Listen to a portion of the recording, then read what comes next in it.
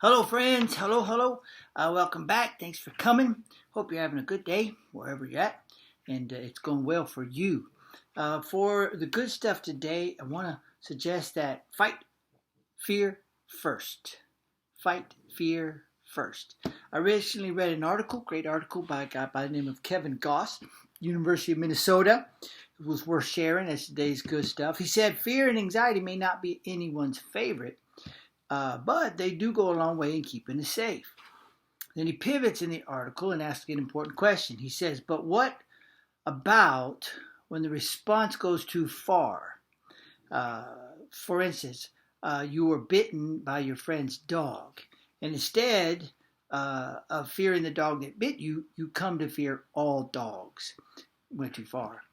Fear that changes how we act when there is no imminent threat is different than a healthy fear. And it relates to what happens in our brains and our bodies during fear-related learning, memory making, decision making. So a variety of things can trigger those memories. We all know that discomfort, right? We all know that discomfort, and some may unfortunately know the paralyzing effects of that kind of fear that envelops you when there's no necessarily imminent threat, but it just is overwhelming because it was triggered. So if it's there, fight fear first. Thomas Carlyle, he's the 19th century Scottish philosopher, he said, the first duty of man is to conquer fear. He cannot act until then. So if it's there, fight fear first. Notice it, do something about it, address it. Otherwise, it becomes the determinant of your future. Otherwise, it really changes your outcomes in a way that you don't want them to be changed. A lot of good reasons to fight fear first. Dorothy Thomas, she was an American radio broadcaster, and she was expelled from Nazi Germany in 1943 for speaking out against the regime, even back that far. She offered this reason to fight fear first. She said, only when we are no longer afraid do we begin to live. Andre Gide, he's a Nobel laureate for the 19th century. He said this. Here's a reason. He said there are very few monsters that deserve the fear we have for them. That was great. Samuel Butler, he's an English novelist. He gives a reason to fight fear. First, he said, fear is the static that prevents me from hearing. There are lots of reasons to fight fear first. The best reason I can think of is that fear, life-interrupting, paralyzing fear, is not of God. See, we must never lose sight of Jesus' promise in John 14. He said, peace I leave you, peace I give you, not as the world gives you, so don't let your heart be troubled, neither let it be afraid. Let my peace, my perfect peace, calm you in every circumstance. That's the Amplified Bible. Now, I know saying it is easier than doing it.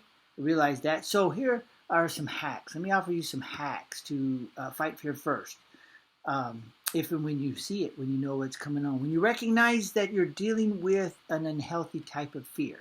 When you recognize this is not a healthy fear, this is an unhealthy version of fear, confess it. Just acknowledge it. Recognize that fear has become a bigger problem than the thing that triggered the fear. Right? That's important. Naming it will help you treat it differently and resolve it differently than just a healthy fear. Second, another hack is it's simple, but it is powerful. Take a moment to make yourself safe, and then smell the coffee, blow out the candles.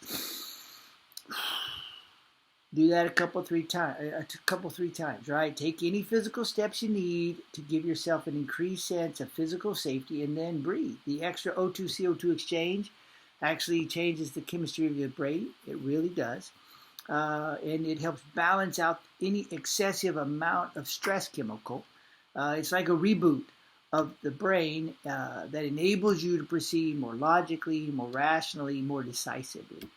And this is a great place, perfect opportunity to call on the Lord, right? To remember his promises, to reset your trust in him. The last is coach your courage. Self-coach your courage.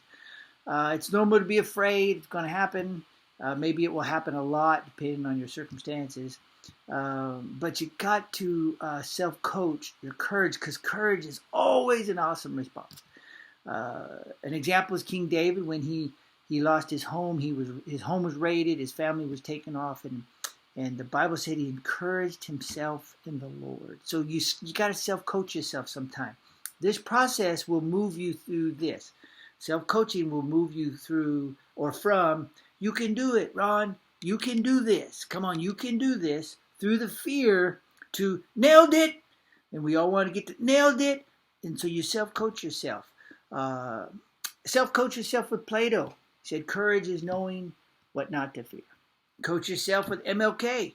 He said, we must build dikes of courage to hold back the flood of fear. Coach yourself with Eleanor Roosevelt. She beautifully said, you gain strength, courage, and confidence by every experience in which you really, really stop to look fear in the face. You can tell yourself, I lived through that. I'm sure I can live through what's coming up next. A little longer today, but I hope it was worth sticking around. Have a great day. See you next time.